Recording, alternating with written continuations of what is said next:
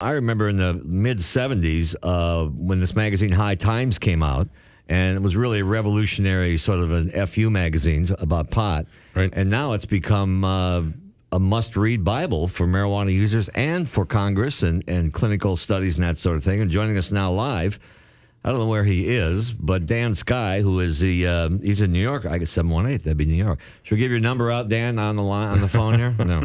Dan, welcome. How are you? What, are you trying to get me busted here? No, you're the last person He is to in get New a York, bust. so. Yeah, you're in New York. New York City, that's right. Well, they've lessened the laws there, so you're not going to get handcuffed. Well, they aren't that good yet. They aren't that good yet. You can still, it's a long haul. I was just listening to your last guest, and it is a long haul. We're still behind the eight ball on this. Yeah, Dan's been with New Times or High Times rather for 20 years, and the magazine has exploded. It's actually a beautiful magazine. It's and it's for sale and it's expensive. Why is it so expensive? Why is it so expensive? It's the same price as any other magazine. You must be getting a lot of ads, though, now. Your ad revenue must be booming. Actually, it has. Over the last 2 years, we've increased like 35, 40 pages. Wow. Everybody's coming to us. So when you look at Sports Illustrated or Time now, they're at about 68 pages. We're at about 170 pages. Well, nobody buys Sports Illustrated anymore. They see it online. Now, listen, what has been the reaction? And I know it's a big question, but with the 4 states and the legalization coming in California and possible national legalization, I know there's a lot of demands on your time. What do you think of all this? You said behind the eight ball, but are we getting ahead of ourselves on the marijuana issue? Well, it's very, very encouraging having all these states go legal. But remember, there are still 46 states that don't allow adult responsible use of marijuana. And in some of these states, for example, Kansas and Nebraska, you're taking your life in your hands, literally. You can get major prison time for possession of an ounce. So we still have a long, long way to go. And hopefully, and Obama could do this. He has the power. He could issue an executive order and change marijuana from a Schedule I drug. And perhaps it might be nice to see not schedule at all. It has no right being on this list with any of those poisons. Dan Skye is our guest from High Times Magazine, which is now a middle-aged magazine. Did you ever think this magazine would last this long? I don't know. Remember that? Don't trust anybody over 30. I do. I think I said that a bunch of times. We've been through for 4 decades, so we've had our ups and downs, and right now we're having this resurgence that is unbelievable, and it's great. What's your responsibility, do you think, Dan, on whether or not on informing people of what Andrew here was saying about THC levels, and we know it's legal, and diversion? You can live some states and buy it in another, and that's not right either by law. But what's your position on that? Well, before we get not to get too ahead of ourselves as far as THC is concerned, because THC has medical value as well. Exactly. And so when we start taking all the THC out of pot, we're not doing ourselves any good. We are still. Remember, we're like what we were with corn a century ago. We knew we could eat it, we could feed it to the animals. Now we have it. We use it for everything from fuel, and it's in all our foodstuffs and all. And so then we're at the same point with marijuana right now. We are just beginning. We are laying the foundation of this new industry, and it's. I don't think there's any turning back. I think everyone knows that.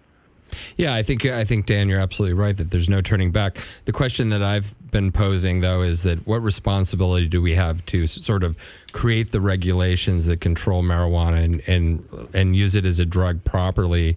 And how does what agency is going to do that? How is that going to be regulated? Because, well, I suppose it's going to come under the aegis of the FDA, but I really do believe that it should be all the harnesses should be taken off completely, and I think we're going to move in that direction. It's really an evolutionary thing. I wish it could be sold as it is. I wish it was like tomatoes in the backyard. I wish you could have a roadside stand selling the best cannabis that's being grown outdoors in Connecticut, where they have roadside vegetable stands. I'd like to see it like that, and I'd like to see coffee shops come. So I really want to see the same kind of tolerance that there is in Holland, although, of course, that's eroding a bit. But I would really like to see coffee shops in New York City. And this is not such a far-fetched idea. Well, can you imagine the tourism in any of our great cities that you would encourage by allowing coffee shops for people to just sit down and have a smoke while they're touring this wonderful city of ours. Well, there's a model for that because we all used to drink bad coffee until Starbucks came along. And now, I'm serious, and now people are addicted to Starbucks because it's good coffee. I'm not sure that I want everybody walking around smoking marijuana.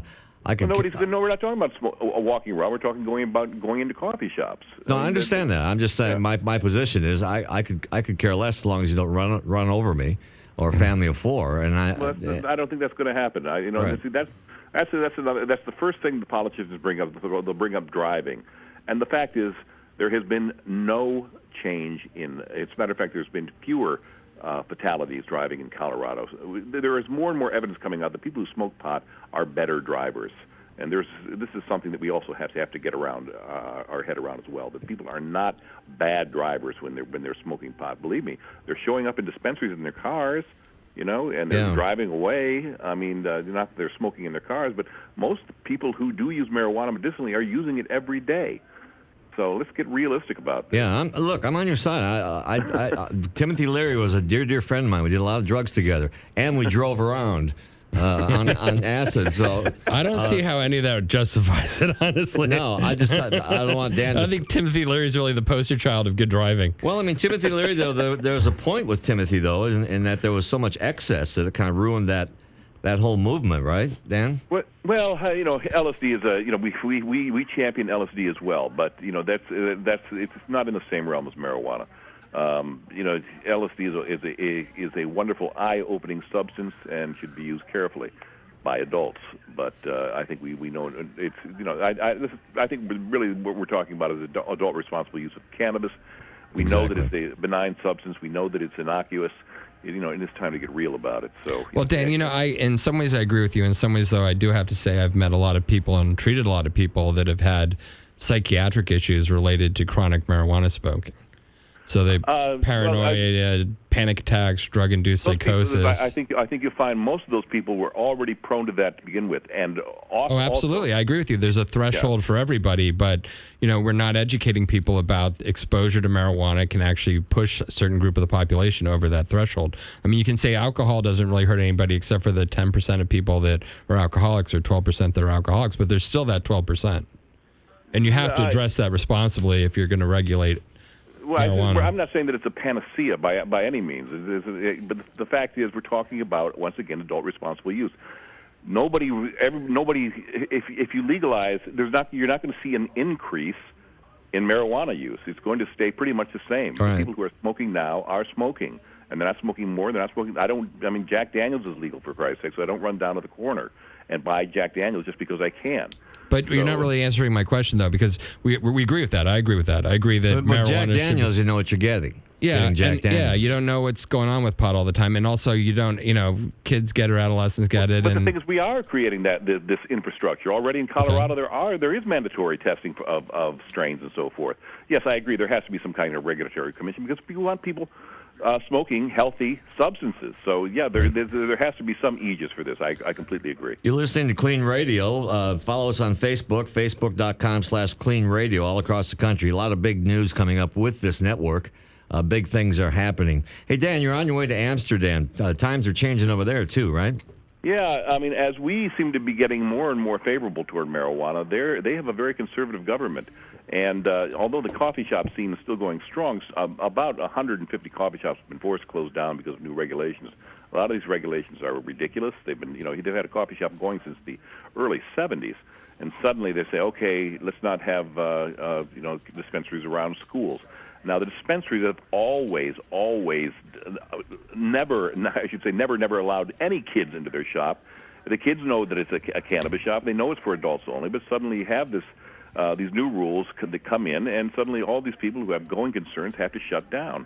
And it's the same kind of thing you see in California, with moratoriums in cities trying to shut down dispensaries, even though they do no harm whatsoever. So, Dan, it's interesting because my cousins actually grew up in Amsterdam. They were born in London and went to Amsterdam, and I actually came to America from England at about the same time. And so my experience with them is, as an 18-year-old, I went to Amsterdam and visited my cousins, and I wanted to see what it was all about, and they had no interest in it. Yeah, I know whatsoever. They were, and it's funny, if you're raised with something like that, there seems to be less of a sort of thrill about it. I mean, I think you're right. I mean, that is the way. And I think we're seeing that in Colorado as well. I mean, I think there's a lot less stress when you know you can get your pot the next day, the next morning. You don't feel like you're going to Jones out.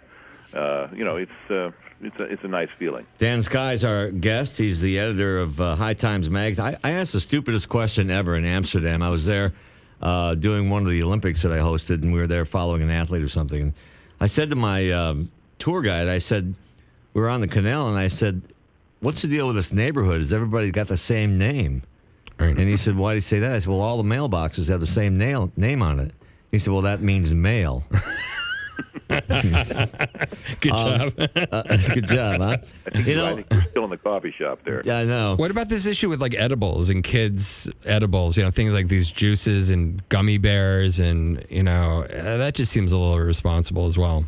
Well, once again, we're talking about adult use. I mean, I can't stand. We always bring up the kids. Yeah, but we say this with cigarettes, right? Like that, Joe Camel wasn't good advertising to kids, and that we knew that, the tobacco companies' leaked documents were leaked that show that they were marketing to kids because they knew if they get brand loyalty early that they would keep it. So the same thing's going to happen with marijuana. Well, wait a minute. Cannabis is not marketing toward kids. I can guarantee you that right now. It does not. The dispensaries do not. No one is. The fact is, there's a very, very strong edible scene based upon candy, and that's the people's first experience. Right now, there are many, many food professionals coming to the industry who are changing the food industry completely. So once again, we're still evolving. Once again, kids are not the issue. It's adults being able to use the substance responsibly. Let the parents take care of their children. Let's not depend on the tobacco companies or anybody else, because they don't. Yeah, that is not. Yeah, it all comes down to responsible parenting at the end anyway. Did you ever imagine, Dan, that there would be, hedge funds now for marijuana? And I think there was a retreat in Henderson, Nevada over the week that they were all saying, buy marijuana futures and hedge funds and that sort of thing.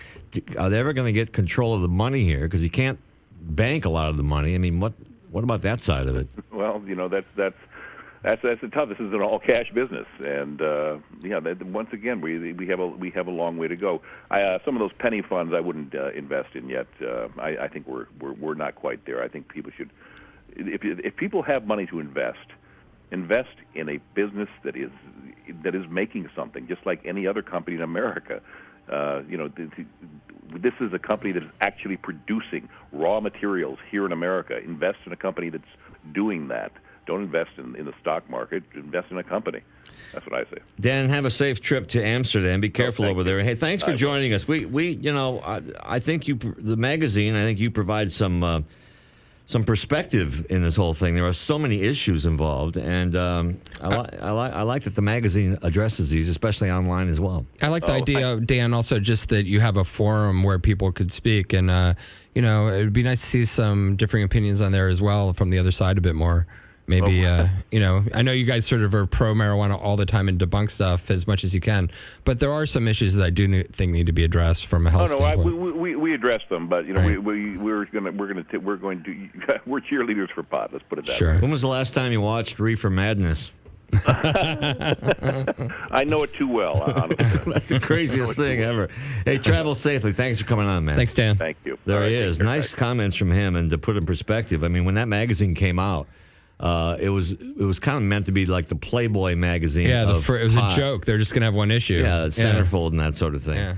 Hi, everybody. I'm Pat O'Brien. Hello, YouTube. Thanks for joining the KLEAN Radio channel. Be sure to subscribe and get weekly episodes and clips. And comment, like or dislike, whatever. Be nice. We respond to everything.